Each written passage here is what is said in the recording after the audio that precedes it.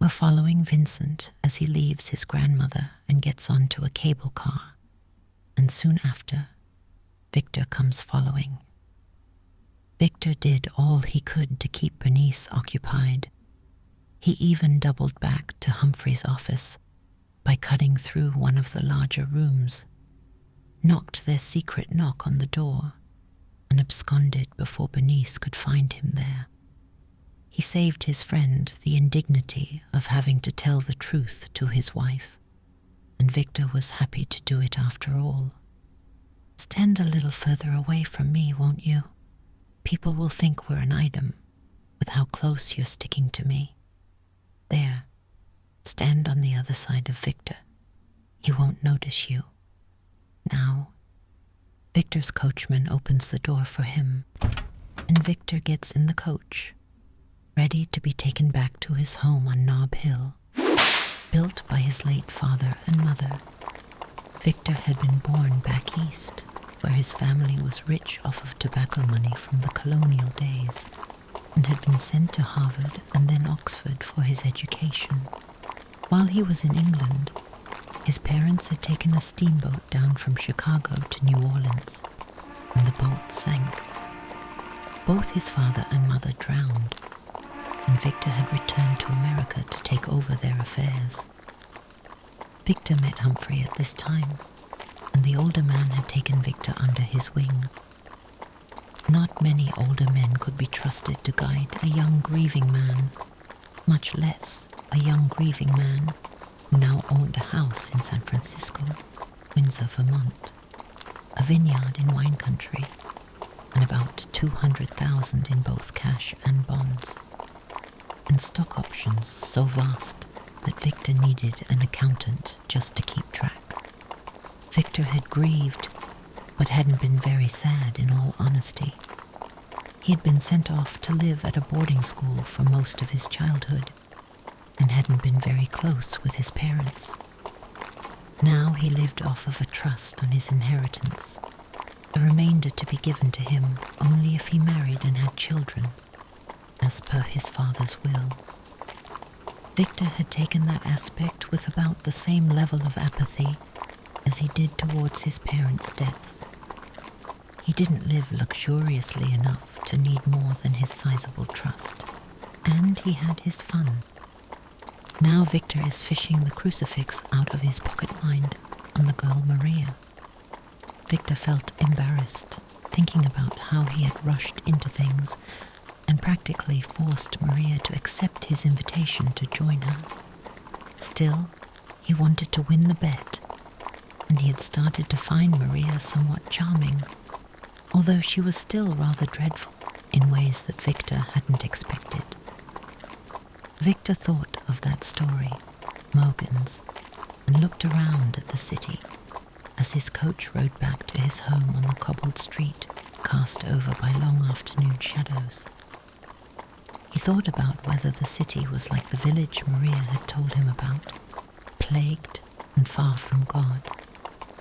Victor didn't think so.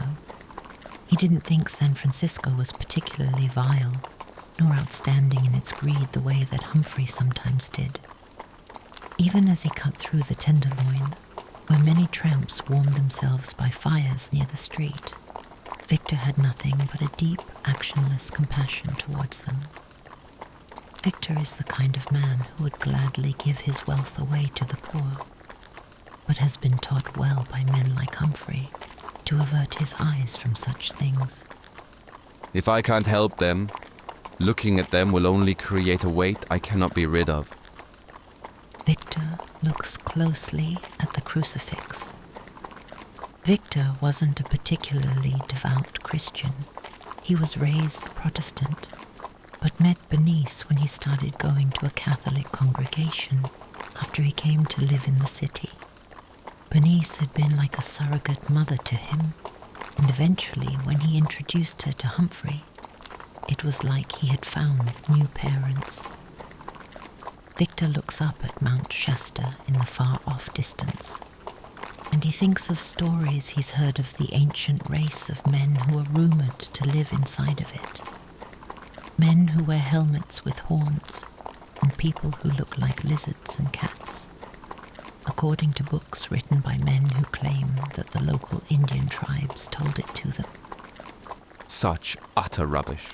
Not one to be swayed by tall tales nor by scripture, Victor tosses the crucifix out into the street, out of the coach window.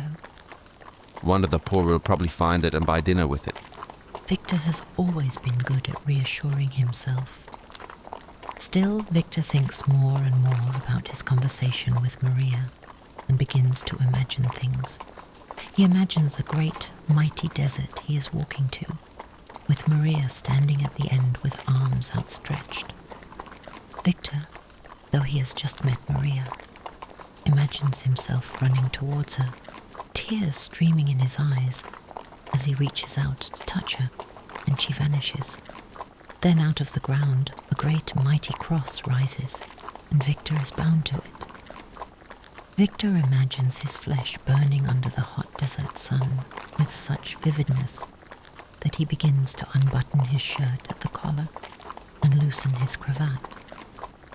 Finally, the coach driver arrives at Victor's house, and Victor steps down and out of the coach. He wonders what it's going to be like tomorrow when he goes out with Maria, and he shudders. A looming mansion of angled wood and steeply pitched roofs, with a spacious garden of trees and fountains. Enough land to ride horses in, and Victor is still unmoved. As he approaches, the grand mahogany door is opened by the help, and Victor retreats into his study to have a glass of brandy. Maria. Maria Isabel Santa Clara. Why do I still have you on my mind? Could it be that No. I'm just getting too caught up in this game. Now we must leave Victor to wallow in his self-imposed melancholy and shame, and retire for the evening that quickly approaches.